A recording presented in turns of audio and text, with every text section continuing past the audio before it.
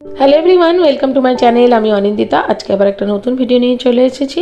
আজকে এবছরের ক্রিসমাসটা কিভাবে কাটালাম আমরা, সেটাই আজকে তোমাদের সাথে শেয়ার করব। তো চলো আর বেশি দেরি না করে ভিডিওটা শুরু করা যাক। আমার চ্যানেলে নতুন হয়ে থাকলে চ্যানেলটা সাবস্ক্রাইব করে দিও, আর ফেসবুকে দেখে থাকলে পেজটা ফলো করে দিও। এখন আমরা বেরিয়ে পড়েছি কুটুসের জন্য ক্রিসমাস ট্রি আর কিছু সাজানোর জিনিস কিনতে যাবো বলে।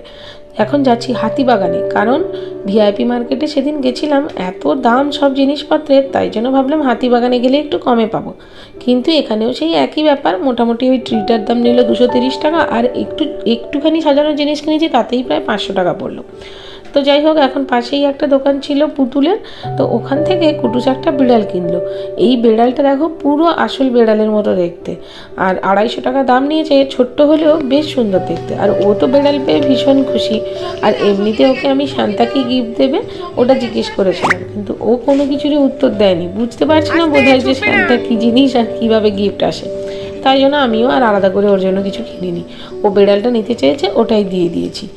তো এখন এসেছি ওই বাজার কলকাতায়, ওই কৌশিকের জন্য কিছু শার্ট, তারপরে ওর বাড়িতে পরার প্যান্ট এসব কিনবো বলে। আর বাজার কলকাতায় বেশ ভালো ভালো শার্ট দেখলাম, তো এটাই কিনবো। আর কুটুসের জন্য একটা স্কুলে পরার পায়জামা টাইপের কিনলাম, মানে ওই ডার্ক ব্লু কালারের ফুল প্যান্ট আর কি। ওদের স্কুলের ড্রেসের সাথে না ফুল প্যান্ট দেয়নি, শুধু একটা হাফ প্যান্ট দিয়েছে। শীতকালে বড্ড অসুবিধে হয়, ওই জন্য ওটা একটা কিনলাম। বিড়ালটা আনা থেকে বিড়ালটাই ওর সারাক্ষণের সঙ্গী হয়ে গেছে। সে ঘুমের সময়ই হোক আর ঘুম থেকে উঠেই হোক, সারাক্ষণ বিড়ালটাকে পড়াচ্ছে, খাওয়াচ্ছে, সবই করছে। তো যাই হোক, একটা জিনিস কিনেছি আর ওর ওটা অত পছন্দ হয়েছে, দেখেও বেশ ভালো লাগছে।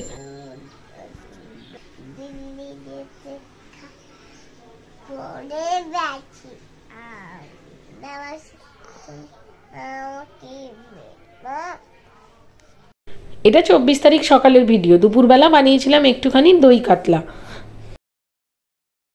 ফ্রাইড রাইস বা এমনি সাদা ভাতের সাথেও ভীষণ ভালো লাগে। সর্ষের তেল দিয়ে মাছগুলোকে অল্প করে ভেজে নিয়েছি, আর এদিকে পেঁয়াজটাও বেটে নিলাম। এবার তেলের মধ্যে গোটা গরম মশলা আর তেজপাতা ফোড়ন দিয়ে পেঁয়াজ বাটাটা একটুখানি ভেজে নিলাম।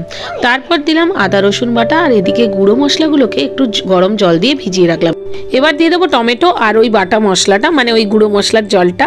এবার ভালো করে কষিয়ে নিতে হবে। আর মিক্সিতে আমি টক দইটা ফেটিয়ে নিই, তাতে করে টক দইটা দেওয়ার পর ফেটে যাওয়ার সম্ভাবনা থাকে না। খুব ভালো করে নাড়তে হবে, তাহলে মশলার সাথে দইটা মিশে যাবে।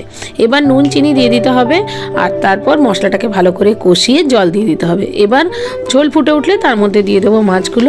এবার কসুরি মেথিটাকে একটু নেড়ে নিয়ে গুঁড়ো করে ঝোলের মধ্যে দিয়ে দেবো, আর সবশেষে দেবো গরম মশলার গুঁড়ো। এইভাবে বাড়িতে একবার বানিয়ে দেখো, ভীষণ ভালো খেতে হয়। লাঞ্চ করে আজকে আর রেস্ট নেওয়া হয়নি, এখন বসেছি ওই ক্রিসমাস ট্রিটা সাজাবো বলে। ওই কয়েকটা জিনিস এনেছিলাম বললাম না, ওইটা দিয়েই সাজাবো। এখন কৌশিক ওই তুলো দিয়ে পুরো গাছের গোড়াটায় বরফ বানাচ্ছে। এখন বরফ গোল গোল করে বানাবে নাকি ছিঁড়ে ছিঁড়ে এমনিই দিয়ে দেবে, সেটাই বুঝতে পারছিলাম না আমরা। তো যাই হোক, এখন মোটামুটি বরফ দেওয়া হয়ে গেছে। আর এখন ওই যে বল, কিছু ঘন্টা এসব এনেছিলাম, সেগুলোকে ওই গাছের মধ্যে ঝুলিয়ে দিলাম। বেশ ভালো লাগছে দেখতে। আমি বলেছিলাম গ্রিন কালারের ট্রিটা আনবো, কিন্তু কৌশিক বললো না, এটা একটু অন্যরকম দেখতে, তো এটাই নিয়ে আয়।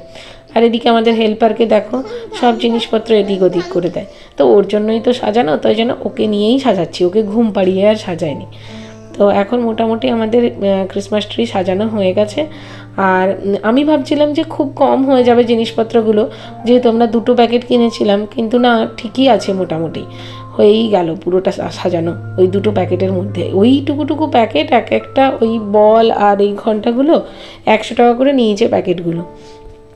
জানি না ঠকে গেছি কিনা, কোনো বার্গেনিং তো করতেই দিল না। এত আসলে লোকের ভিড়, আগে অতটা দেখা যেত না। আমাদের ছোটোবেলায় তো আমরা কোনো দিনই এসব সাজাইনি, তো এখন সব কিছুই মানুষ সেলিব্রেট করে, ভালোও লাগে। তো যাই হোক, আমাদের ক্রিসমাস ট্রিটা কেমন সাজানো হয়েছে অবশ্যই কিন্তু কমেন্ট বক্সে লিখে জানিও।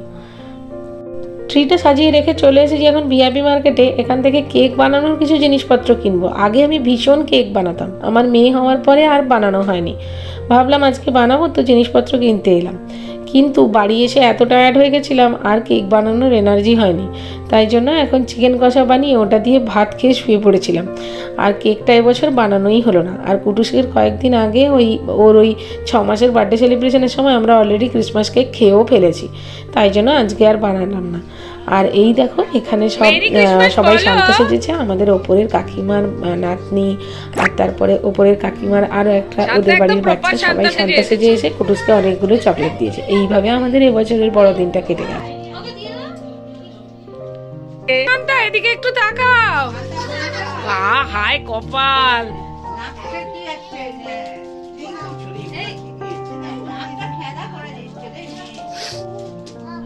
আরে ওইটাও নিয়ে খেলছিল।